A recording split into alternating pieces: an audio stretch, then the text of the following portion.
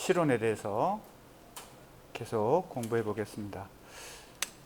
김수영 실론 혹은 산문, 비평이라고도 말할 수 있는 이 텍스트에서 상당히 많은 뭐라고 할까요? 연구 대상 혹은 고찰할 만한 주제들이 많이 있습니다. 그래서 꼭 읽어보기를 요청하고요. 내가 포착한 것은 박용철 실론과의 연관성입니다. 아무도 이것은 관심을 가지지 않았거나 고려하지 않았는데 김현 비평가만이 간단하게 언급하고 지나간 정도. 김수영의 실론이 박용철의 앞에 잠깐 언급했으니까 다시 한번 볼까요? 어떻게 말했는지 다시. 여기에요. 그의 반시론은 박용철의 생명시론이 그 현대성을 획득한 것이라고 말할 수 있으며, 이 부분입니다. 그럼 박용철의 생명시론이 무엇일까? 그리고 김수영의 반시론이란 게 무엇일까? 이런 궁금증을 가질 필요가 있죠. 그리고 이렇게 말했습니다. 상당히 압축되어 있고 또 비약이 심한 그런 표현인데, 말의 진정한 의미에서 초현실주의의 정신에 투철한 것이다 그랬어요. 초현실주의란 말이 또 나왔습니다. 문해사조로서 초현실주의는 우리가 잘 알고 있는 모더니즘의 한 종류이고, 모더니즘은 다시 그 안에서 구분할 때 영미 이미지점과 유럽의 아방가르드로 다시 나누는데, 그 아방가르드의 대표적인 문해사조가 초현실주의죠. 슈얼 리얼리즘이고요. 현대문학에 세계적으로 큰 영향을 주었죠. 그래서 한국에도 초현실주의 시인들과 화가들 비롯한 예술가들이 많이 활동을 지금까지 해왔죠. 어떻게 보면 1930년대 이상이라는 시인이자 작가 그리고 수필가이기도 한 그 이상이 보여줬던 문학세계, 초현실주의와 어느 정도 접목이 돼 있고, 그 이후에 또 50년대 이후, 해방 이후에 한국의 많은 시인들이 또 초현실주의라고 하는 이 문학과 예술의 특성을 가지고 또 활동을 했고요. 최근에 이르기까지도 영향을 주고 있습니다. 그런데 좀 느닷없죠. 박용철과 초현실주의를 연결하는 것은 상당히 거리가 있거든요. 박용철은 낭만주의, 상징주의에서 출발한 전통주의, 전통 서정시 운동을 했던 사람인데, 그렇다면 김수영은 박용철과의 관계도 있고 또 극단적으로는 초현실주의하고도 관계 있다. 이렇게 연결이 되니까 어떻게 보면 극과 극을 연결하는 연결고리에 김수영이 있다. 이렇게까지 말할 수 있습니다. 지난 시간에 한번 언급했던 선행연구 검토와 관련해서 김수영의 이 시와 이 시론이 크게 대립적이고 경쟁적인 문학 경향인 모더니즘 쪽과 리얼리즘 쪽 그런 입장을 가진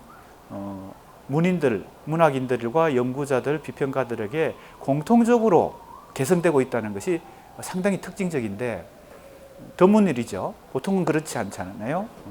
리얼리즘 쪽에서 개성되는 시인이나 비평가가 있고, 모더니즘 쪽에서 개성되거나 영향을 계속 주고 있는 그런 시인이거나 비평가가 있는 것은 사실은 대부분이지만, 김수영은 독특한 어떤 존재다 이렇게 볼 수 있는데, 지금 김현 비평가가 말하고 있는 이 대목은 더 극단적이죠. 박용철의 실론을 현대화한 것이다. 현대성을 가미한 것이다. 또 한편으로는 초현실주의 정신에 투철하다. 자, 이 어떻게 보면 극과 극인데 과연 그것이 무엇인가 하는 것을 문제의식을 가지고 이 논문을 쓰게 됐다. 이것을 이제 염두에 두면서 첫 번째 2장에서 바로 힘에 주목하고 있는 이 김수영의 이 산문 속에서 텍스트를 찾아서 인용을 하고 그것을 분석하는 과정입니다. 도대체 김수영은 힘이라고 하는 것을 어디서 찾았는가? 그리고 그 힘은 어떤 근거를 갖고 있느냐? 이제 이 기납적으로 다 텍스트를 분석해 보니까 이건 그죠? 결론적으로 이런 결론에 도달했어요. 그러나 제목에 내가 그걸 핵심적으로 내가 도달한 연구의 결과를 여기다 썼기 때문에 마치 연역적으로 보일 수도 있지만 사실은 기납적인 결과로 이걸 도출해낸 것이죠. 뭐예요? 김수영이 실론에서 힘을 계속 얘기하고 있는 그 힘은 어떤 정체를 갖고 있나 하면 시의 내용에 속하는 것이다. 아직 언어 이전에 내용에 속하는 것이고 그것은 시인이 가지고 있는 양심, 사상, 지성 이 세 가지가 다 포함된 게 힘이다. 미리 이제 얘기하면 이제 꼼꼼히 우리가 인용한 텍스트들을 분석하고 어떻게 내가 이 결론에 도달했는지를 이제 하나하나 차근차근 살펴보겠지만 미리 우리 수강생들을 위해서 결론을 먼저 얘기한다면 이건 뭐예요? 힘이 이미 시인이 창작한 작품의 결과인 이 시의 언어에 힘이 있는 시가 있고 힘이 없는 시가 있는 것이 그 시를 읽는 김수영 시인에게 혹은 비평가에게는 느껴진다는 겁니다. 아, 이 시는 힘이 있구나. 이 시는 힘이 없구나. 그죠? 그런데 그 힘이 있는 시는 무엇이 있다는 거예요? 무엇이 있기 때문에, 어떤 근거가 있기 때문에, 어떤 원인이 되어서 이 작품의 언어에 힘이 생기는 걸까요? 그리고 어떤 작품은 어떤 원인 때문에 이 작품의 결과, 언어에 힘이 없어 보일까요? 도대체 힘이란 것은 그냥 좀 막연하잖아요. 구체성이 별로 없어 보이잖아요. 그런데 그게 김수영 같은 시인에게는 느껴진다는 거죠. 그래서 힘이 없는 작품은 부정하고 혹은 비판하고 힘이 있는 작품은 칭찬을 하는 것인데 힘이 있는 시의 언어들은 대체로 뭐가 원인이 되어서 뭐가 근거가 되어서 힘이 생기는 걸까요? 언어로 시를 창작하기 이전에 이 시인이 이 뭐예요? 내면에 혹은 정신에 그죠? 양심이 있거나 사상이 있거나 그죠? 그다음 뭐예요? 지성이 있는 경우에 힘이 생긴다는 겁니다. 그 안목이 있는 거죠. 어떤 사람은 아무리 시를 봐도 이게 힘이 있는 작품인지 힘이 없는 작품인지 안 보이는데 김수영이라는 시인 겸 비평가의 눈에는 이 작품은 힘이 있구나 이게 느껴지는데 그것은 뭐가 있기 때문에 힘이 느껴지는 거예요? 아직 창작하기 이전에 시인에게 양심과 사상과 지성이 있는 경우에 그렇다는 겁니다. 그렇게 보면 우리가 바로 이 단원 첫 번째 공부한 김종길 비평가의 비평을 연구할 때 공부했던 바로 뭐와 여기 접목이 됩니까? 현대 시의 가장 기본적인 기준인 그죠? 시와 시인의 분리라고 하는 그 기준으로 놓고 보면 이것은 시와 시인을 분리하지 않는 것이죠. 그죠? 시를 보면서 그 시인이 사상이 있는 시인인지 지성이 있는 시인인지 양심이 있는 시인인지가 보인다는 겁니다. 자, 그러니까 한번 결론부터 얘기했으니까 이제 빛나는 자치 같은 아름다운 시에서는 그는 드디어 예술을 탈각하고 힘에 도달한다 했을 때 힘에 도달할 수 있는 조건이 그죠? 여기서 암시가 됩니다. 김수영은 산문을 쓰더라도 비평가처럼 이렇게 논리 정연하게 쓰지 않고 그죠? 아주 그냥 에스프리 넘치게 그죠? 영감이 넘치는 그런 문장으로 스쳐 지나가듯이 썼는데 그러니까 유심히 봐야 돼요. 자, 어떤 작품이 아름다운 시냐? 힘이 있는 작품이 아름다운 시다. 그런데 그 힘은 어디서 생기느냐? 애수를 탈각해야 생기는 거죠. 근데 애수가 없으면 또 힘도 안 생기겠지. 애수라고 하는 것은 파토스, 감성, 감정, 그죠? 이런 것이 다 포함되는 것입니다. 그래서 박용철의 시를 애수의 세계에서부터 시작했고, 그러나 애수에 그치지 않고, 그 애수는 뭐가 다 포함될까요? 여기 서름이란 말이 나오잖아요. 결의의 서름을 등에 지고 신음소리가 배어 있다 그랬으니까요. 한국적 애수란 말도 썼어요. 보통 애수는 뭐 슬픔 이렇게 보편적인 용어로도 말할 수 있는데, 어떤 슬픔의 강도가 더 강한 거겠죠. 그는 드디어 애수를 탈각하고 힘에 도달한다. 여기서 우리는 김수영이 아름다운 시에서 아름다운 시가 가지고 있다고 하는 힘의 속성을, 힘의 정체를 어느 정도 유추할 수가 있습니다. 자, 그 다음에 이제 지난 시간에 이미 했던 거 복습하는 겁니다. 박용철의 빛나는 자치 같은 작품들이 보여주는 힘의 세계가 이성의 사랑보다도 더 크다. 힘이 이성의 사랑보다 더 크다. 더 위대하다. 더 중요하다. 이렇게 보는 거예요, 지금. 이게 이제 김수영의 시론 혹은 시의 이론 중에 한 대목이겠죠.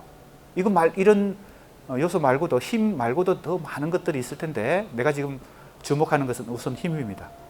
그러고 보면 나는 이미 종교의 세계에 한쪽 발을 들어놓고 있는지도 모른다 이랬으니까, 자, 그 다음 단계로 힘의 정체나 속성은 애수를 통과해서 그것을 벗겨내는, 거기서 벗어나는 것이 첫 번째 조건이고, 두 번째 조건은 거의 영성에 가깝다. 즉 종교적 어떤 정신적 세계에 가까워진다는 겁니다.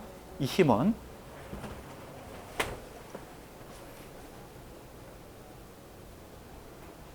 자, 그 다음에 또 이제 다른 구절들 한번 찾아보겠습니다. 힘이라고 하는 것이 표현되고 있는 것들을요. 이게 다 지금 김수영의 전집 2권에서 지금 인용되고 있죠. 여기 각주가 붙어 있으니까요. 전집 2권이 김수영 산문입니다. 거기에 여러 편의 텍스트들이 있기 때문에, 산문들이 있기 때문에 거기서 다 인용한, 곳곳에서 인용한 구절입니다. 힘의 마력, 그것은 행동의 마력이다. 자, 힘은 어떤 마력 같은 요소가 있는데, 그것은 뭐예요? 행동. 시가 감상에 빠져, 센티멘탈 감상에 빠지면은 힘이 없겠죠. 그 경우는 시가 어떤 액티브한 행동도 없겠죠.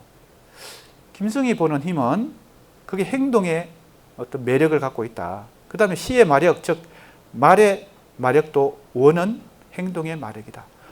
언어가 가지고 있는 이 마력이 있는데, 그것도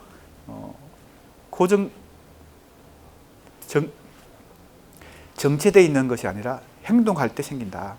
자, 그래서 일단 여기서 우리가 확인할 수 있는 것은 행동이라는 키워드입니다. 그러나 그것은 시의 원리상의 문제이고, 오타인 것 같습니다. 오타, 문제이고, 속세에 있어서는 말과 행동은 완전히 대극적인 것이다. 자, 원리적으로는 말이 행동을, 그죠? 유발하거나 동반하는데, 실제로는 말과 행동은 대극이죠. 현실에서는. 그죠? 말로 행동을 대신하는 경우들이 많잖아요. 물론 말이 그렇게 위력이 없는 건 아닙니다. 행동은 위력이 있고 말은 위력이 없다. 그렇게는 말할 수는 없죠. 하지만 그것은 현실에서는 대극이다. 말에 진력이 나서 그런지, 가난에 너무 쪼들려서 그런지 간혹 이런 행동인들의 힘을 보면 그 순수한 매력에 나의 이성은 화덕에 떨어진 고드름 조각처럼 너무 맥없이 녹아버린다. 그러니까 김수영이라는 이 시인이자 비평가의 이 관점에서는 행동의 마력을 가지고 있는 이 시, 힘이 있는 시가 더 매력적으로 느껴지는 거예요. 시인은 말로, 그죠? 언어로 예술을 하는 사람이기 때문에 자기도 지금 그렇게 얘기하죠. 진력이 났다. 그래서 그런지 모르지만 이 행동의 이 매력을 가지고 있는 그 힘의 마력을 갖고 있는 시가 더 좋다. 이렇게 얘기하는 구절입니다. 자, 여기서 우리는 자, 이제 분석을 좀 해봐야 되니까 김수영이 언급하는 힘이 언어 이전의 행동, 생활의 차원에 속한다는 겁니다. 일단은 그러니까 이걸 계속 강조하고 있는 것은 시와 시인을 비분리하고 있는 거죠. 한국 당시에 많은 시인들이 이제 활동을 했을 텐데 실험시를 쓰는 시인들도 많고 참여시를 쓰는 시인들도 많고 한데 그 중에서 꼭 참여시를 쓴다고 힘이 있는 건 아니겠죠. 그리고 순수시를 쓴다고 해서 힘이 없는 건 또 아니겠죠. 그러니까 이 행동의 마력을 가지고 있는 그 힘의 마력을 갖고 있는 시에 더 끌린다. 그렇게 지금 얘기하고 있는 것입니다. 그런데 그 힘은 언어 이전에 시인이 가지고 있는 것이죠. 그 시인이 삶 속에서 그죠? 확보해야 되는 것입니다. 여기서 우리는 시 혹은 언어 이전의 차원에 속하는 힘의 의미를 더 구체적으로 살펴볼 필요가 있다. 또 이제 계속 찾아보는 겁니다. 김수영 전집 2권 산문 그 속에 나오는 많은 텍스트들을 계속 꼼꼼히 살펴봐야 되는 거예요. 자, 인용했습니다. 우리의 현대시가 겪어야 할 가장 큰 난관은 포즈를 버리고 사상을 취하는 일이다. 자, 이때 포즈, 우리 폼 잡는다 할 때 그게 포즈죠. 그죠? 포즈, 어떤 태도를 취하는 거. 그게 포즈인데 시가 포즈를 취하는, 포즈에 만족하는 시들이 많다고 보는 거죠. 그럼 뭐가 필요한 거예요? 포즈 대신에 사상이 필요하다. 그 시인도 사상이 필요한 거죠. 이 사상은 뭐 어떤 구체적인 내용을 가지고 있는지를 우리가 조금 살펴봐야 되겠습니다. 포즈는 시 이전이다. 사상도 시 이전이다. 자, 여기서 확실하죠?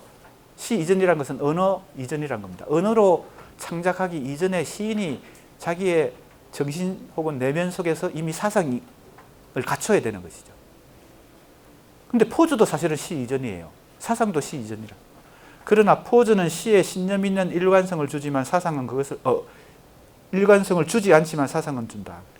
그러니까 포즈에 속으면 안 되겠지. 포즈만 가지고 시를 쓰는 시인들의 시는 사상을 가지고 시를 쓰는 시인의 시와 뭔가가 다르겠지. 그걸 감지할 수 있는 사람이 비평가죠.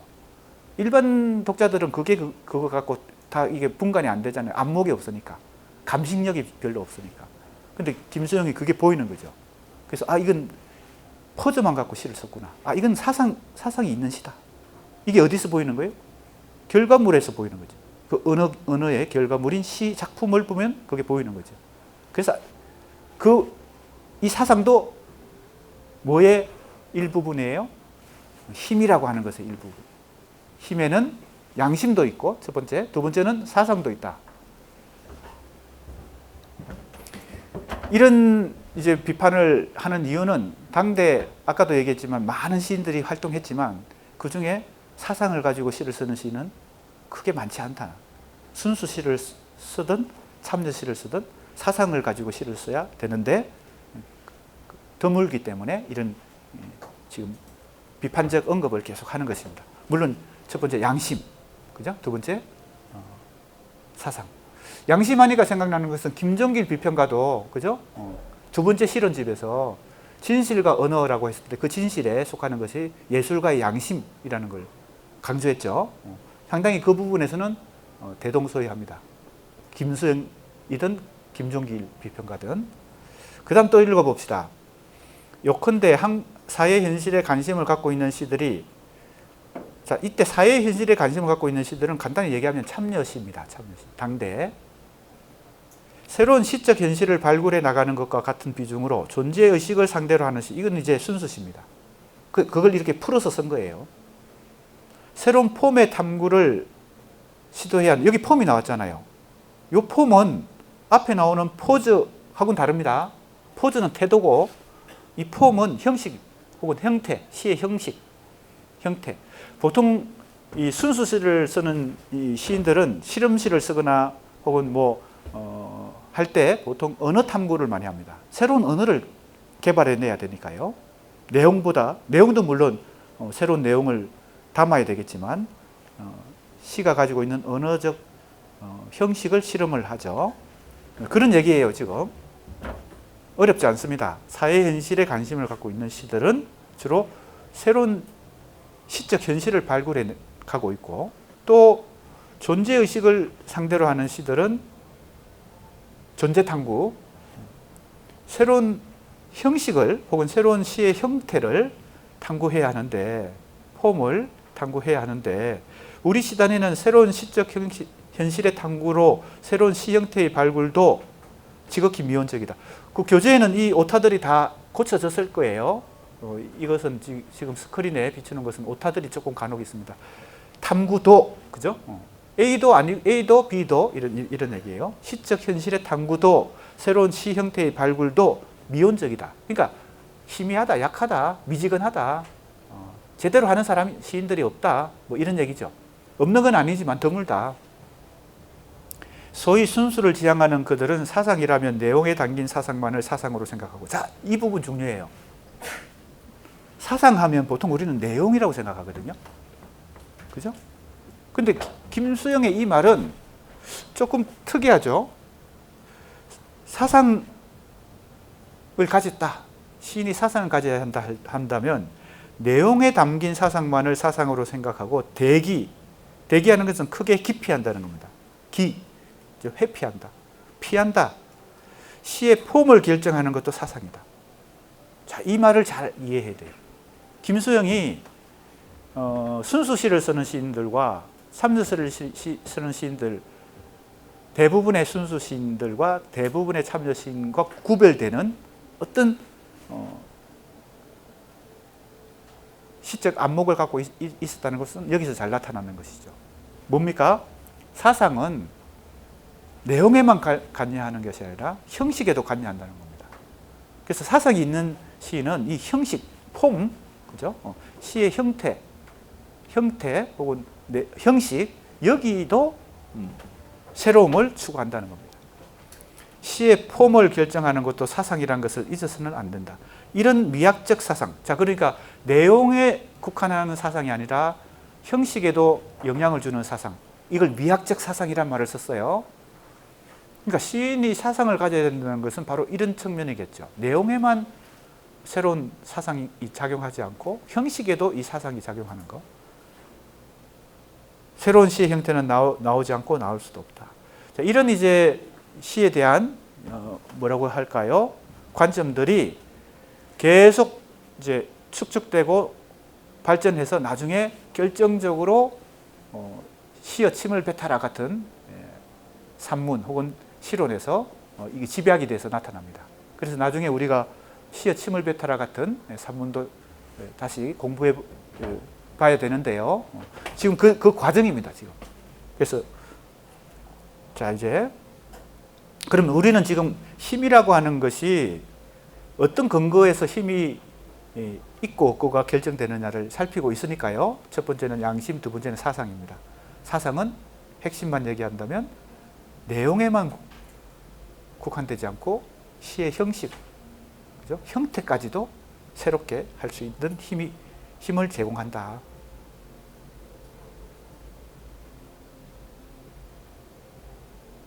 그 다음에 지성이거든요. 자, 한번 봅시다. 세 번째 이제 힘의 근거는 지성인데, 텍스트에서 한번 찾아보겠습니다. 오늘날 우리의 시가 세계적인 시야에서 보충되어야 할 공백지대는 지성의 작업이다.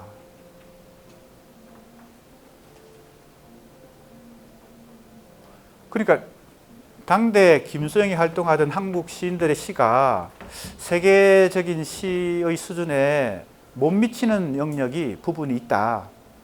그죠? 어떤 부분일까요? 그게 바로 여기 나오는 지성이다 그랬어요. 자, 그러면 힘이 있는 시는 이 세 가지를 조금, 그죠? 다 동일하지는 않죠. 양심이 있어야 되고, 두 번째는 뭐예요? 사상이 있어야 되고, 세 번째는 지성이 있어야 된다 그랬어요. 그 다음에 이렇게 조금 보충 설명합니다. 비평적 지성은 우리 시단에서는 아직도 연결되지 못하고 있다 그랬어요. 시는 논리로 쓰는 것이 아닌데, 즉 어떤 감성도 필요하고 여러 가지 음악적인 요소 또는 회화적인 요소, 즉 예술적 어떤 감각이 필요한데, 이때 지성이 필요하다고 했을 때 이 지성은 사상하고는 조금 또 결이 다르지만 아무튼 시인이 가져야 될 어떤 비평적 지성이라고 그랬어요. 지적인 요소가 필요하다. 이것이 우리 한국 현재 시인들에게, 당대 시인들에게 가장 부족하다. 이렇게 지금 얘기하고 있습니다. 조금 더 보겠습니다. 그래서 이 용어들이, 이 개념들이 우리가 통상적으로 사용하는 그 지성, 사상, 양심, 그것하고 어떻게 다른지를 잘 살펴봐야 돼요. 그냥 우리가 상식적으로 김수영이 힘 있는 시는 양심도 시인이 양심을 가져야 되고, 그 다음에 뭡니까? 사상도 가져야 되고, 그 다음에 지성도 가져야 한다 할 때 우리가 보통 일상적으로 얘기하는 양심, 사상, 지성하고 완전히 같은 건 아니죠. 그걸 잘 이해해야 돼요. 그리고 여기서 비평적 지성이 시인에게 필요하다고 했을 때 이것이 도대체 무엇인지는 더 이제 우리가 구체적인 현상을 살펴봐야 됩니다. 자, 그 다음 또 대목을 보겠습니다. 그러기 위해서는 시인의 지성은 우선 세계를 걸쳐서 우리나라로 돌아와야 된다. 자, 비평적 지성이 있는 시인들은 세계 문학의 안목을 가지고 다시 우리 한국 시를 봐야 된다는 겁니다. 그게 부족하다는 거예요. 그게 뭐가 부족한 것의 구체적 사례예요? 한국 시인들에게 지성이 부족하다 했을 때 그 지성이 뭐예요? 세계 시의 안목, 세계 문학의 안목에서 다시 한국 시를 봐야 되는데 우물안 개구리처럼 한국 시만 본다는 겁니다. 오늘날 우리 시단의 모든 참여시의 숙제가 여기 있다. 모든 참여시라 그랬으니까 거의 대부분의 참여시는 이게 부족하다는 거예요. 지성이 부족해. 그러니까 우리가 생각하는 보통 지성이 아닌 거예요, 이거는. 왜냐하면 참여 시인들은 사회 모순을, 그죠? 비판하면서 더 나은 미래를 향해서 리얼리즘 정신을 가지고 시를 쓸 텐데, 현실 고발적인 시, 비판적인 시를 쓸 텐데 왜 지성이 부족해요? 사실은 순수 시를 쓰는 시인보다 지성이 강하면 강했지. 그게 우리의 지금 상식인데 그 상식과는 다른 거예요, 지금. 당대 모든 참여 시인들에게는 이게 다 부족하다. 뭐가? 지성이 부족하다. 작은 눈으로 큰 현실을 다루거나 작은 눈으로 작은 현실을 다루지 말고 큰 눈으로 작은 현실을 다루어야 할 것이다. 이때 큰 눈은 이제 안목이 크다는 거죠. 비평적 지성이 있어야 된다는 얘기를 이렇게 합니다. 우리는 간혹 이제 이런 일종의 그 시 이론 혹은 비평에 시도 쓰고 비평 활동도 하는 사람에게 이렇게 다시 질문하는 경우가 있죠. 질문을 돌려주는 경우가 있죠. 그럼 당신이 쓰는 시는 지성이 있습니까? 만약에 누가 당대에 어떤 X라는 시인이나 혹은 비평가가 김수영 보고 당신 우리 한국 참여 시인들에게는 다 100% 지성이 부족하다 그러는데 그럼 당신은 지성이 있어요? 이렇게 물어볼 수도 있겠죠. 그죠? 그거는 이제 우리가 다시 따로 김수영의 시를 이런 관점에서 객관적으로 다시 분석해보고 이제 답변을 해야 되겠죠. 그리고 또 한 가지 이런 게 있습니다. 시 창작과 시 비평을 겸하는 문인에게 어떤 시 이론을 그 사람이 제시했을 때 그 이론을 가지고 당신의 시는 과연 그러냐라고 질문하는 것은 조금 논점이 어긋나는 것입니다. 무슨 말인지 알겠습니까? 네. 논점이 어긋난다. 축구 해설가에게 당신 그라운드에서 뛰면 그렇게 실수 안 할 수 있겠어요? 하는 거와 비슷합니다. 네. 자, 조금 더 보겠습니다. 큰 눈은 지성이고 그런 큰 지성만이 현대시에서 독자를 리드할 수 있다. 큰 눈으로 뭘 봐야 돼요? 큰 눈으로 작은 현실을 다뤄야 된다. 구체적 현실을 다뤄야 된다. 너무 막 일반론적으로 그냥 현실 비판, 문명 비판 한다고 막 이렇게 하는 참여 시인들이 많기 때문에 아마 이렇게 얘기하는 것 같아요. 큰 눈은 바로 지성이다. 이렇게 얘기했습니다. 자, 이제 당대 한국 시에 부족한 것이 지성이다. 그리고 그것은 비평적 지성이라고 더 보충 설명을 했어요. 자, 이제 힘은 크게 보면 세 가지입니다. 이걸 이제 텍스트에서 찾아내는 거죠. 그죠? 이게 이제 연구의 과정입니다. 내 머릿속에서 막 이게 논리를 막 펼치면 안 되는 거죠. 문학 연구는 철저히 기납적으로 물증을 확보해서 그것을 밟고 나가야 됩니다. 그래서 어떤 결론에 도달해요? 어떤 논지, 내가 주장하는 것은 내가 처음에 예상하지 못한 논지 혹은 주장에 도달할 수도 있습니다. 왜? 내가 처음 예상했다는 것은 그냥 심정을 가진 거거든요. 대체로 이렇게 논지를 전개하면 되지 않겠냐라고 심정을 가지고 시작을 하거든요. 근데 이제 구체적인 물증을 가지고 이 기납적으로 분석을 해가는 과정에서 내가 처음에 가졌던 심정을 어떻게 해야 돼요? 검증을 해야 됩니다. 점검을 해야 돼요. 그러니까 내가 처음에 가졌던 그 생각을 믿어버리면 안 돼요. 그렇게 되면 어떤 오류에 빠집니까? 텍스트를 자꾸 자기 심정에 갖다 맞추는 거지. 자기가 처음에 정해놓은 그 논지에다가 그 자기 생각에다가 계속 텍스트를 갖다 맞춰가지고 자기 생각이 옳다고 입증을 하려고 하는 거죠. 그렇게 되면 도식적인 연구가 되거나 엉터리 연구가 되죠. 자기 생각은 계속 교정해 나가야 됩니다. 뭐에 따라서? 이 물증이 가르쳐주는 그 진실의 방향으로 계속 가서 내가 처음에 심정을 가지고 이런 논지를 계획했지만 그것은 계속 수정해 나가서 다른 지점에 도달할 수도 있겠죠. 그게 사실은 맞는 것입니다. 그게 바로 기납적 연구의 과정입니다. 연역이라고 하는 것은 내가 처음에 설정한 어떤 그죠? 결론이나 이론을 끝까지 그죠? 관철시키기 위해서 그 원리를 사례에다가 그죠? 구체적인 텍스트에다가 갖다 끼우는 거죠. 그렇게 하면 안 된다는 거죠. 그래서 지금 내가 철저하게 텍스트에서 도대체 힘을 김수영 비평가가 시에서 힘을 굉장히 강조하는데 이 힘의 원천이 어디 있을까? 다 찾아보니까 크게 세 가지인 거죠. 첫 번째 양심, 두 번째 사상, 세 번째 지성입니다. 김수영은 여기에 해당하는 또 하나의 요소로 양심을 언급하고 있다. 이제 양심에 대해서 얘기해 봅시다. 도대체 양심은 김종길 비평가도 예술가의 양심 그러면서 구체적 사례로 뭐라고 들었어요? 조금 소박한데 자기가 쓴 시를 발표하는 것을 좀 절제하는 거, 시를 많이 발표하는 것을 절제하는 거, 이걸 양심이라고 했는데 그것은 아주 소박한 사례일 것 같아요. 그거 말고도 더 김종길 비평가가 강조했던 예술가의 양심에 해당되는 것이 있을 텐데 김수영은 어떤지 보겠습니다. 도대체 양심이 뭐냐? 나는 미숙한 것을 탓하지 않는다. 또한 환상시도 좋고 추상시도 좋고 환상적 실론도 좋고 기술 실론도 좋다.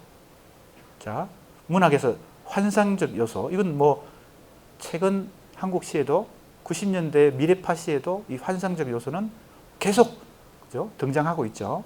추상시, 회화로 따지면은 구상 회화가 있고 추상 회화가 있잖아요. 구상은 현실의 어떤 형태를 그대로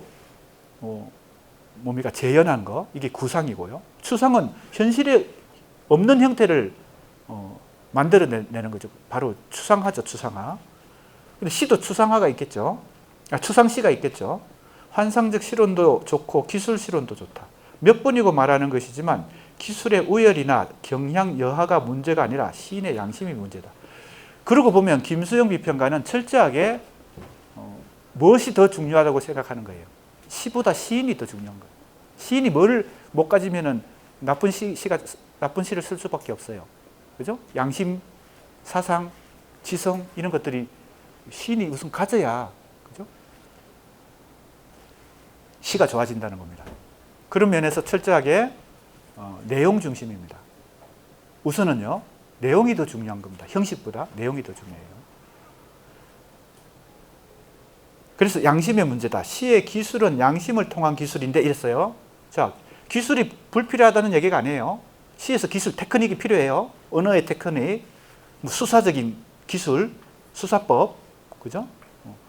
사실은 문장력 있고 없고가 사실은 우리 상당히 좌우하죠. 어떤 글을 쓰든 소설을 쓰든 시를 쓰든 심지어는 중간고사, 기말고사 답안지를 쓰든, 그죠? 문장력이 중요하잖아요. 그게 기술인데, 테크닉인데, 그 시의 테크닉도, 시의 언어적 테크닉도 양심을 통한 기술이란 겁니다. 양심이 전제된 테크닉과 양심이 전제되지 않은 테크닉이 구분되겠죠. 자, 그걸 우선 잘 생각해 볼 필요가 있습니다. 김수영의 논리를 우선 잘 우리가 파악을 해야 돼요. 작금의 시나 시론에는 양심은 보이지 않고 기술만 보인다. 그러니까 양심 없는 테크닉만 시에, 그런 시를 쓰는 시인들이 허다하다, 이런 지금 비판을 하고 있는 겁니다. 자, 그러면 기술도 문제지만 테크닉도 문제죠. 언어적 문장력, 시를 쓰는 기술도 필요하죠. 그래서 이제 뭐 시 창작 교실이나, 그죠? 문창과 시 창작 교실에서는 이걸 배우잖아요. 솔직히 해서 테크닉도 배워요. 근데 테크닉이 불필요하다는 게 아니고 그 이전에 뭐가 먼저 있어야 된다고요? 양심이 있어야 된다. 그래서 양심을 통한 기술이 좋은 시를 만든다. 그 다음 또 인용한 구절입니다. 오늘날의 시가 가장 골몰해야 할 가장 큰 문제는 인간의 회복이다. 역시 시보다 인간을 더 강조하고 있어요. 오늘날 우리들은 인간의 상실이라는 가장 큰 비극으로 통일되어 있고 이 비참의 통일을 영광의 통일로 이끌어가야 하는 것이 시인의 임무다. 인간 회복, 이것도 양심에 포함시킬 수 있겠죠. 지금까지 살펴본 대로 김수영은 시론과 산문에서 당대 한국 시에서 가장 우선적으로 요청되는 요소가 양심을 갖춘 사상이나 지성이다. 그죠? 그러면 사상도 필요하고 지성도 필요한데 사실은 그보다 더 먼저 필요한 게 양심이다. 즉 인간 자체, 그죠? 인간성 자체. 그 양심이 근거가 되어서 사상도 가져야 되고, 그 다음에 지성도 가져야 되고, 그 다음엔 테크닉도 필요하죠. 언어적 테크닉. 시인이 되는 게 이렇게 어렵습니다. 그죠? 김수영이 보는 기준에서는 모름지기 시인은 이런 걸 다 갖춰야 된다. 근데 당대 시인들은 다 이게 부족하다는 거죠. 그 다음 보겠습니다. 이것은 시 혹은 언어 이전의 차원에 해당되는 생활, 즉 육체의 영역에 해당한다. 자, 이걸 육체라고 표현한 겁니다. 지금 이건 언어 이전의 세계니까 이거는 생활이라고도 말할 수 있고 육체라고도 말할 수 있어요. 근데 이건 결과적으로는 판별은, 그죠? 언어 이전에 육체성이 있는 시냐 아니면 언어 이전에 생활이 있는 시냐, 즉 힘이 있느냐 없느냐는 어떻게 판별을 해요? 그 사람을 보고 판단할 수 있는 건 아닙니다. 그 사람의 생활을 보고, 그 사람의 사상을 보고, 그 사람의 양심이 있는지 없는지를 현실에서 판단하고, 이게 아닙니다. 지금 철저하게 이것은 시론이에요. 시론. 그러니까 작품을 보고 이 시를 쓴 사람에게는 양심이 있고 혹은 사상이 있고 혹은 지성이 있구나, 즉 힘이 있구나 없구나가 판별이 되는 거죠. 자, 이건 모든 것은 시를 중심으로 이루어지는 겁니다. 이게 생활 속에서, 여기서 생활, 육체라고 해서 이게 시의 언어를 떠나서 실제 현실에서 이 사람이 생활이 강한 시인이니까 좋은 시인이구나, 이 사람이 사상이 강한 시인이니까 좋은 시인, 이게 아닙니다. 그 오해하면 안 됩니다. 그래서 이렇게 표현하고 있죠. 이 시에 나타나 있는 현대성은 이랬거든요. 그러니까 모든 게 시를 통해서 판별을 하는 거예요. 이 시에 나타나 있는 현대성은 육체에서 나오고 있다 이랬어요. 이때 육체가 바로 이 생활 혹은 뭐예요? 양심, 지성, 사상입니다. 그것은 시를 쓰기 전에 준비되어 있는 것이다. 그죠? 내가 계속 얘기하고 있잖아요, 지금. 김수영에게는 언어 이전에 이미 그 시인의 내면이 더 중요하다. 그걸 생활이라고도 말하고 때로는 육체라고도 말하고 이렇게 하는 것이죠. 시를 쓰기 전에 이미 준비되어 있어야 됩니다. 우리 시단에서 가장 아쉬운 것이 이것이다. 진정한 현대성은 생활과 육체 속에 자각되어 있는 것이고 그 때문에 그 가치는 현대를 넘어선 영혼과 접한다. 자, 일시적인 거 그리고 영원한 거, 이 두 가지 모순된 이율배반성을 동시에 가진 게 현대성이라고 말한 사람은 바로 보들레르입니다. 보들레르가 현대 생활의 화가 미술 비평까지 했거든요. 보들레르가 현대성에 대한 정의를 그렇게 내렸어요. 그걸 상당히 지금 김수영도 차용해서 지금 얘기하고 있습니다. 현대성이라고 하는 것은 일시적인 것이 반이고 영원한 게 반이다. 이렇게 말했기 때문에. 그런데 이제 김수영은 지금 그걸 차용했지만 뭐라고 얘기하는 거예요? 생활과 육체 속에 그 현대성이 이미 자각되어 있다. 그건 단순히 언어적 테크닉만 가지고 현대성을 확보할 수는 없다는 겁니다. 기존 연구에서 김수영 실론의 중심 내용으로 평가되어 온 현대성의 문제도 결국 이 생활 및 육체의 차원에서 형성된 힘, 즉 양심을 가진 사상과 지성을 시로 형성하는 과정의 문제와 밀접히 관련되어 있다. 그래서 이제 선행 연구를 검토를 해보고 거기서 대충 얘기한 거, 잘못 얘기한 거, 그죠? 그리고 그냥 뭉뚱그려서 얘기한 거, 더 세밀하고 치밀하고 섬세하고 깊이 있게 새롭게 연구할 여지가 많은 거죠. 그러니까 선행 연구를 검토해 보면 이게 제대로 된 게 별로 없다. 이랬을 때 논문을 쓰는 연구자 입장에서는 힘이 생기는 겁니다. 나는 좀 제대로 할 수 있겠다. 그리고 선행 연구하고는 다른 어떤 주장을 할 수가 있겠다. 그죠? 좀 더 치밀하게 얘기하거나 아예 다른 얘기를 하거나 잘못된 걸 비판하고 새로운 주장을 하거나 이 모든 것들이 다 문제 제기 혹은 문제의식, 문제 설정 속에 포함되어 있어야 됩니다. 어떤 논문이든 그냥 답습하는 거, 재구성하는 거, 그냥 짜집기 하는 거 이런 건 논문이 아니죠. 그죠? 그래서 우리 그 연습을 지금 과제물에서부터 하고 있는 것인데 1차 과제, 2차 과제 할 때 우리 수강생들이 선행 연구 검토를 아예 안 해도 되고 왜냐하면 모르고 그냥 자기 나름대로 하면 그건 뭐 지금은 과제물은 사실은 연습이니까 나중에 석사 논문이든 박사 논문은 이건 연습이 아닙니다. 그러니까 그것은 선행 연구 검토도 제대로 하고 지금 내가 얘기한 대로 선행 연구와 다르게 하거나 선행 연구가 잘못된 걸 비판하고 새롭게 고치거나 그죠? 더 치밀하게 하거나 대충 해놓은 걸 더 치밀하게 하거나 아무튼 문제의식을 갖고 문제 설정을 새롭게 해야 되는 것이 석사 논문, 박사 논문 이런 대학원생들의 논문이고 지금 우리 리포트는 그렇게까지는 하지 않더라도 선행연구 검토까지는 하지 않더라도 자기 나름대로 뭔가 새로운 기납적 연구를 해야 된다 이렇게 보는 겁니다. 기납적 연구를 하다 보면 즉 새로운 얘기를 할 수가 있어요. 물증에 입각해서 내가 아까 얘기했듯이 내가 염두에 두고 있는 혹은 심정적으로 가지고 있는 그 결론을 처음부터 끝까지 고집하지 말고 이 물증이 가리키는 방향으로 끝까지 의심하면서 가보는 겁니다. 그러면 새로운 얘기가 가능해요. 이런 차원에서 김소영의 시는 선시적인 것, 자 이제 박용철 실론하고 이제 연결고리를 찾아보는 것입니다. 그래서 지금 박용철 실론에 대해서 공부하지 않은 학생들도 많이 있을 텐데 현대문학사 시간에 우리가 1930년대 비평가 세 사람을 비교하면서 공부해 본 경험이 있는 학생들은 이 부분이 조금 더 익숙할 겁니다. 1930년대 한국 비평 대표적인 김기림, 이마, 박용철을 현대문학사 시간에 지금 우리가 공부하고 있는 이 과목 현대문학 작품론은 한국 대표 현대 시인 세 사람, 현대 시인들과 비평가 세 사람을 다루고 있는데 시대적으로 보면 해방 이후를 시대 구분해서 현대문학 작품론에서 공부하고요. 현대문학사는 시인, 현대 시인, 대표적인 현대 시인, 대표적인 현대 비평가 이렇게 해서 해방 이전 주로 일제 강점기 1930년대를 중심으로 공부하거든요. 그러니까 이제 현대문학사 시간에 이 박용철은 공부한 바가 있습니다.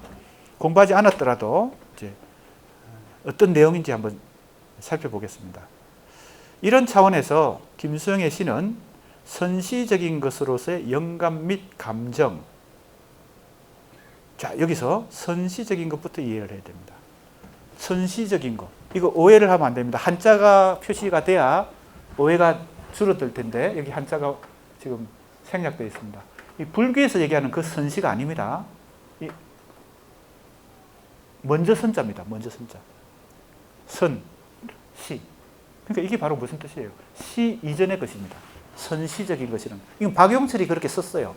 박용철 비평가가 1930년대에 자기 시론을 전개하면서 선시적인 것이다 라는 용어를 썼어요. 그러니까 언어 이전이란 뜻입니다. 자, 김수영이 지금 계속 강조하고 있는 이 힘의 소재, 힘의 근거는 힘이 어디서부터 나오는 거예요? 힘의 원천은 언어 이전에 이미 존재하는 거죠. 즉 시인이 이미 가진 것입니다. 그러니까 박용철이 그렇게 강조했던 선시적인 것에 해당되는 거예요. 시 이전에. 그러니까 엘리어트의 이론과는 정반대죠. 시인과 시를 분리하지 않은 것이죠. 그죠? 비평가의 입장에서 시인을 굉장히 중요하게 생각하고 있는 것이죠. 그게 선시적인 것으로서의 영감입니다. 어떻게 보면 낭만주의 시 이론도 여기에 속해요. 왜? 낭만주의 시 이론에서 영감을 중시하고 천재를 중시하거든요. 그 천재란 것이 보통 사람은 시인이 될 수 없다. 영감을 가진 자만이 시인이 될 수 있는데 그 영감은 보통 사람이 생각하는 그 감정이 아니에요. 그죠? 천재, 즉 하늘이 준 재능을 가진 사람이 그 재능은 바깥에서 오는 겁니다. 인간 내부에서 생기는 게 아니고요. 그래서 천재란 말을 쓰는 거예요. 낭만주의 문학관과도 연결됩니다. 선시적인 것을 강조하는 거든요. 그래서 영감이 강조되고요. 그 다음에 감정. 그래서 낭만주의에서 감정을 중시한다고 했을 때 그 감정도 아까 얘기했듯이 보통의 감정, 보통 인간의 감정하고는 좀 다른 것입니다. 보통 희노애락 그 정도가 아니에요. 그리고 그것의 창작 과정으로서의 체험과 변형. 그죠? 자, 이게 창작 과정이니까 이때는 언어 표현 과정입니다. 언어 표현 과정도 중시해요. 박용철은요. 뭐도 중시하지만 선시적인 것도 중시하지만 언어로 표현되는 과정도 중시해요. 둘 다 중시해요. 어느 한쪽에만 무게 중심을 둔 것은 아니고요. 그래서 그것이 박용철 비평가의 이론의 어떤 뭡니까? 진동, 다른 말로 하면 동료를 가져와요. 어떨 때는 이걸 강조하는데 어떨 때는 이걸 강조하거든요. 사실은 약간 이게 균열이 있습니다. 혹은 모순이 있어요. 근데 그걸 동시에 지금 강조하고 중요하다고 얘기하는 그 박용철 비평가의 이 이론 속에 선시적인 것을 중시하는 그 관점과 언어 표현을 중시하는 관점 두 가지가 다 공존합니다. 그 언어 표현을 중시하는 관점이 이 개념을 중심으로 체험과 변용을 중심으로 전개됩니다. 그러면 체험은 변용 이전의 것이니까 이것은 시인에게 해당되는 선시적인 것에 해당되는 것이고 변용은 언어 표현에 해당됩니다. 그래서 체험도 중시하고 변용도 중시하게 됩니다. 이 체험, 변용 이런 용어들은 바로 누구예요? 박용철이 사용한 용어입니다. 물론 그것은 독창적이라기보다는 낭만주의 시 이론, 그 다음에는 상징주의 시 이론, 이런 그리고 순수 서정시 이론들을 서구의 이론들도 흡수하고 해서 자기 나름대로 한국 현대 비평의 하나의 이정표를 세운 박용철 비평가의 용어입니다. 그래서 박용철 시론과 김수영 시론이 만나는 지점을 포착한 것이죠. 이 논문을 쓰기 이전까지 그런 관점으로 김수영의 시론을 박용철의 시론과 접목시키는 것은 사실 좀 상식에 어긋나기 때문에 시도를 안 했는데 내가 시도를 해보니까 그런 점이 우선은 첫 번째, 즉 선시적인 측면. 자, 이제 그 다음 내용입니다. 내용과 형식의 관계예요. 자, 내용과 이제 형식의 문제입니다. 박용철로 따지면 내용에 해당되는 게 체험이고 형식에 해당되는 게 뭘까요? 변형입니다. 그렇죠? 그러니까 김수영에게 내용과 형식의 관계가 어떠한지는 상당히 중요한 요소입니다. 그리고 그것이 김수영 산문 혹은 시론 전체의 핵심 주제이기도 하고 아까 얘기했던 시의 침을 베타라에서 그것이 최고의 수준으로 수렴이 돼서 기결되어서 나타납니다. 그래서 사실은 시의 침을 베타라에 나타나는 그 시 이론의 핵심 관점은 내용과 형식의 관계예요. 내용과 형식의 관계. 어찌 보면 이건 너무 일반론이지만, 그죠? 모든 시론에는 내용과 형식의 관계가 다 있겠지만 특히 김수영의 시론에 내용과 형식의 관계가 중요하고 그것은 박용철 시론과의 연결고리에 속하기도 한다는 겁니다. 자, 한번 보겠습니다. 지금까지 주로 우리가 힘에 대해서 살펴봤잖아요. 그것은 다 내용에 해당된다고 보죠. 물론 이 힘은 형식에도 작용한다고 아까 김수영은 조금 더 구체적으로 얘기했죠. 양심과 사상과 지성은 내용에 해당한다. 그러나 김수영 실론의 중심 개념인 힘은 단순히 내용의 차원에 해당되는 힘만이 국한되지 않고 형식으로 전화라는 것은 전개되는, 전환되는, 이동하는 이런 뜻입니다. 뭐 어렵지 않죠. 형식으로 전화되는 과정에서 형성되는 변용의 힘까지도 포함한다 이랬어요. 그러니까 힘은 딱 기계적으로 딱 잘라서 칼같이 잘라서 이건 내용에 속한다. 이게 아니라는 겁니다. 기본적으로는 내용에 속하지만 그래서 내용에서 출발하지만 어디까지 이 힘이 작용해요? 내용이 형식으로 즉 뭐예요? 언어화되는 과정의 그 에너지까지도 이 힘이 작동하겠죠. 그죠? 그래야 이제 결과적으로 언어로 그것이 결정체가 되어서 시가 완성이 되겠죠. 그걸 읽어보면 이것은 힘이 있는 시다. 그랬을 때는 우선 내용에서 힘이 있었고 그것이 어디까지, 그 힘이 어디까지 작용을 했어요? 언어로 표현되는 과정에서 그 창작의, 그죠? 창작의 체험 속에서 이 힘이 작동했겠지. 그래서 결과적으로 힘이 맺힌 시가 나왔겠죠. 자, 그 얘기예요. 내용과 형식의 관계에서. 여기서 우리는 내용의 형식으로의 전환 과정, 즉 창작 과정의 문제를 해명하기 전에 김수영 실론에 나타난 내용과 형식의 관계에 대해서 정리할 필요가 있다. 자, 이제 구체적으로 살펴보기 전에 김수영은 자신의 실론에서 내용과 형식의 관계에 대해서 계속 탐구를 합니다. 탐구를 해요.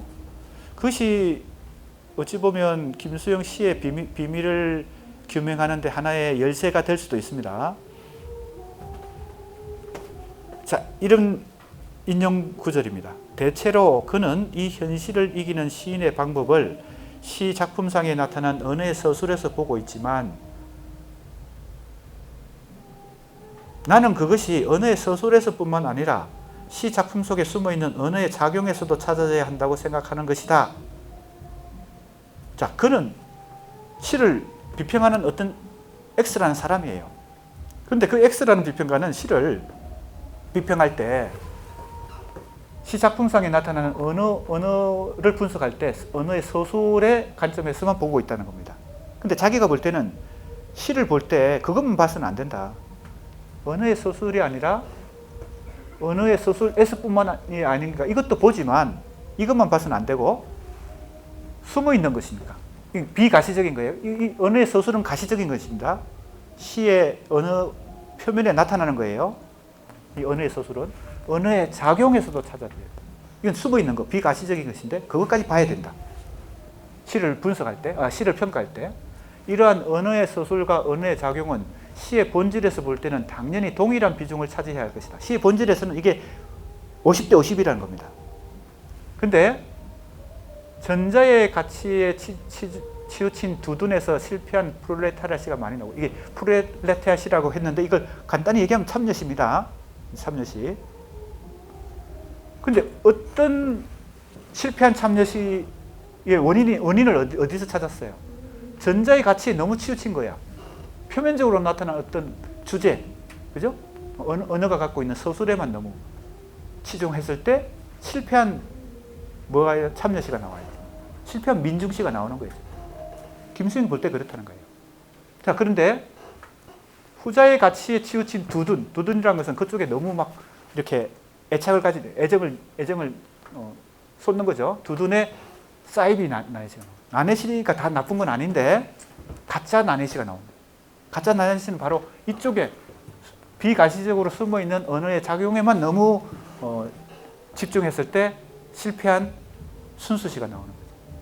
그러니까 당대 대부분의 순수시는 대부분의 순수시는 이렇게 실패한 순수시고 대부분의 참여시는 이렇게 실패한 참여시인데 그 원인이 어디 있는지를 이 두 가지를 가지고 얘기해요. 두 가지를 가지고.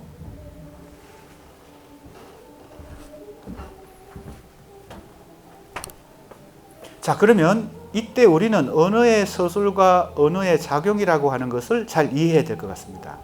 그래서 이것은 다양하게 분석하고 다양한 해명을 할 수 있지만 내가 볼 때는 가장 일반적인 관점에서는 언어의 서술은 내용 차원이고 언어의 작용은 형식 차원이다. 즉 기법, 방법론 차원이다.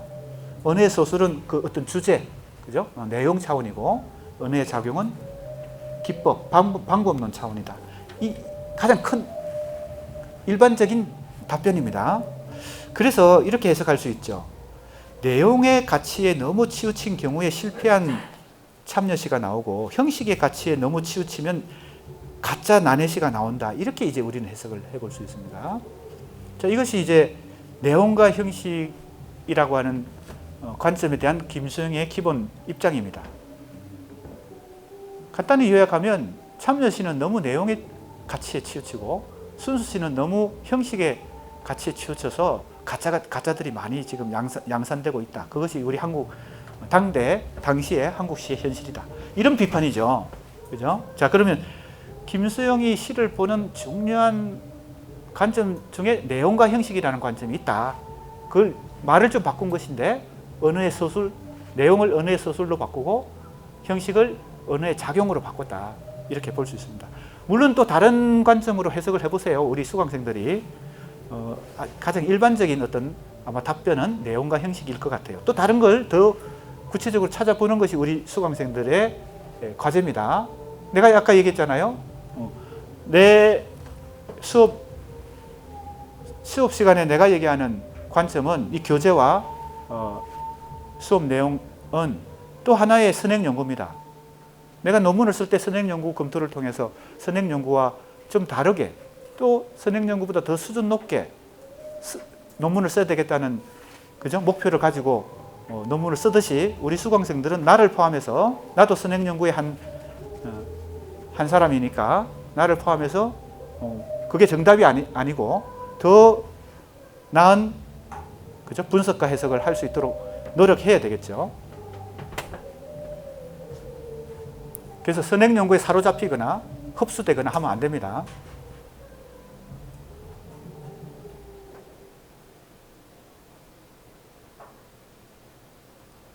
중요한 것은 김수영이 이렇게 내용과 형식을 구분하는 데 그치지 않고 그 통합 과정으로 내용의 형식화를 줄곧 염두에 두고 있다는 사실이다. 내용과 형식을 그냥 구분해서 계속 이렇게 너무 치우치면 한쪽으로 치우치면 이렇게 실패한다. 한쪽으로 치우치면 실패한다. 여기에 끝나는 게 아니란 겁니다. 그럼 대안이 뭐냐? 대안이 뭐냐? 언어의 서술과 언어의 작용 이것을 어떻게 통합하느냐? 어떻게 연결을 시키느냐? 그죠? 즉 내용을 어떻게 형식으로 만들어내느냐. 이때 자기가 생각하는 대안이 있겠죠. 김수영이 생각하는 실패하지 않으려면 시가 순수시든 참여시든 실패하지 않으려면 이 내용과 형식의 관계에서 어떤 연결을 해야 되느냐. 어떻게 접목해야 되느냐. 그거겠죠. 자, 그것이 바로 내가 지금 해석하고 있는 대목입니다. 이 문제는 다음 장에서 구체적으로 다루기로 하고 언어의 서술과 언어의 작용이 김수영 실론에서 어떻게 변주되는지 한번 살펴보겠습니다. 계속 이제 이 관점으로 당시의 참여시와 당시의 순수시에 대해서 계속 비판을 합니다. 또 한번 보겠습니다. 정도의 차이는 있지만 소위 예술파의 신진들이, 예술파는 이제 순수시의 카테고리에 속하는 거예요. 예술파 신진들이 거의 전부가 적당한 감각적인 현대어를 삽입한 언어의 조각, 그렇죠? 언어를 가지고 막 이렇게 세련되게 갈고 닦아가지고 이게 일종의 언어 테크닉인데 순수시를 쓰는 이제 신진 시인들이 주로 그렇게 한다는 겁니다. 그리고 막 뭐가 좀 현대적으로 보이는 감각적이고 막 이런 세련돼 보이는 이런 언어를 가지고 이미지를 나열하거나 구성하는 그만으로 현대시가 된다고 생각하는 무서운 가오를 표방하고 있다. 이 비판은 지금도 해당될 수 있습니다. 지금 시를 쓰는 신진 시인들에게도 해당될 수 있겠죠. 왜? 이런 오류는 어느 시대든 어느 세대든 계속 반복되는 거니까. 그래서 우리가 지금 김수영을 공부하고 김춘수를 공부하고 이렇게 김종기를 공부하고 하는 게 가글을 그냥 과거의 사실을 확인하기 위해서 공부하는 게 아닙니다. 단순히. 이건 지금 현재도 그대로 적용되는 거예요. 지금 시를 쓰는 젊은 시인들뿐만 아니라 우리 여기 수강생들 중에서 시 창작에 관심 있는 학생들 시를 써서 습작하고 막 이런 학생들에게도 해당되는 거예요. 그렇죠? 예술적인 시를 쓴다고 하면서 이렇게 무서운 가오를 범하고 있다. 김수영이 볼 때. 그러면 이와는 대극적인 위치에 놓여 있다고 보는 참여파의 신진들의 과오는 무엇인가? 이들의 사회 참여 의식은 너무나 투박한 민족주의에 근거를 두고 있다. 이것도 언어의 서술, 즉 내용에 치우친 이 뭡니까? 오류 중에서도 투박한 민족주의가 있다는 겁니다. 앞에서 지성이 필요하다고 그랬을 때 비평적 지성은 세계 문학의 안목을 그죠? 큰 눈으로 보면서 한국 시를 볼 수 있는 그것이 비평적 지성인데 이런 참여 시인들은 그냥 민족 의식에 치우쳐가지고 투철해가지고 그죠? 김성이 볼 때는 그것은 상당히 지성이 부족한 거지. 그리고 여기서 얘기하는 내용에 치우친 거죠. 자, 그래서 언어의 서술과 언어의 작용, 그래서 시의 내용과 형식의 관계를 이제 비판의 척도로 삼아서 지금 당대 시들을 비판하고 있습니다. 자, 이제 그러면 내용과 형식의 관계가 중요한데 어떻게 접목시킬 것이냐. 이제 김수영이 바람직한 시로 보는 어떤 대안이 있을 거 아니에요? 그게 중요합니다, 사실은. 그래서 그 부분을 우리가 한번 생각해보고, 아까도 계속 얘기하지만 이런 모든 그 시에 대한 생각들이 나중에 결집된 것이 시의 침을 뱉어라. 거기에 보면 이런 요소들, 내용과 형식의 관계, 뭐 이런 것들이 다 자기가 생각하는 가장 올바른 방향의 내용과 형식의 관계가 거기 다 집약적으로 나옵니다. 그래서 그걸 읽어봐야 돼요. 근데 이제 어떻게 해서 거기까지 도달했는지는 우리가 다른 뭐예요? 실론들도 읽어봐야 돼요. 그거 하나만 읽어가지고는 어떤 과정에서 거기까지 도달했는지 알 수가 없죠. 자, 한번 또 읽어보겠습니다. 또한 작품 형성의 과정에서 볼 때는 의미를 이루려는 충동과 의미를 이루지 않으려는 충동이 서로 강렬하게 충돌하면 충돌할수록 힘 있는 작품이 나온다. 자, 또 힘이 나왔어요. 힘 있고 없고가 상당히 김수영은 시를 평가하는데 중요한 기준인데, 힘이 있는 시가 힘이 없는 시보다 좋다는 겁니다. 근데 힘이 있으려면 뭐가 필요해요? 우리 앞에서 이미 얘기했던 것들이 다 필요하고, 양심, 그죠? 사상, 지성이 필요하고, 여기서 얘기하는 또 뭐예요? 이것도 필요해요. 이것도 힘을 만들어내. 뭐와 뭐의 관계예요? 의미와 비의미, 혹은 의미와 무의미의 충돌. 자, 이 부분에서 우리가 김춘수의 무의미 시와 또 비교해 볼 만합니다. 김춘수는 의미를 이루려는 충동을 아예 제거하려고 그랬죠. 의미를 이루지 않으려는 충동만 그죠? 남겨두려고 했죠. 그래서 무의미시라는 자기 나름의 어떻게 보면 극단을 추구했죠. 시에서 의미를 추방시켜 버리는 거예요. 의미에 속하는 것이 여러 가지가 다 포함됩니다. 사상, 여기서 얘기하는 김수영이 얘기하는 것들이 다 사실은 의미에 속하는 거예요. 뭐예요? 양심, 사상, 지성, 이런 게 다 이제 이 의미에 속하는, 그러고 김춘수는 보았으니까 이데올로기, 이념, 이런 게 다 역사, 모든 존재에게 무게를 지우는 것들, 존재의 자유를 해방 놓는 것들을 다 의미로 보고 그 의미를 제거하고 무의미에 도달하려고 한 게 김춘수인데, 김수영은 조금 다르죠. 이걸 부정한 건 아니에요. 무의미 차원이 현대 시에서 중요하다는 것을 김수영도 인정했어요. 그런데 이걸 포기하지 않는 거죠. 의미를 포기하지 않은 거죠. 의미와 무의미의 충돌이 강하면 강할수록 힘이 생긴다. 그럼 김수영이 볼 때는 김춘수의 시는 힘이 없는 시지. 뭐가 없으니까? 의미가 없으니까. 무의미만 있으니까. 근데 이렇게 그냥 판단하는 것도 단순한 거예요. 왜냐하면 김춘수의 시에 과연 의미가 없느냐, 그래서 힘이 없느냐, 이건 또 다른 문제예요. 그건 또 따로 우리가 연구해 봐야 돼요. 다만 지금 우리 논리적인 차원에서, 이론적인 차원에서 지금 시론을 지금 공부하고 있으니까 그렇게 지금 비교를 하는 겁니다.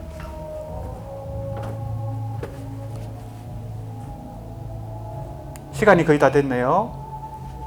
끝내라고 지금 막 밖에서 아우성을 치는 것 같습니다. 근데 이게 인용 부분의 중간까지만 했기 때문에 이건 다음에 요 인용 부분부터 다시 하도록 하겠습니다. 수고했습니다.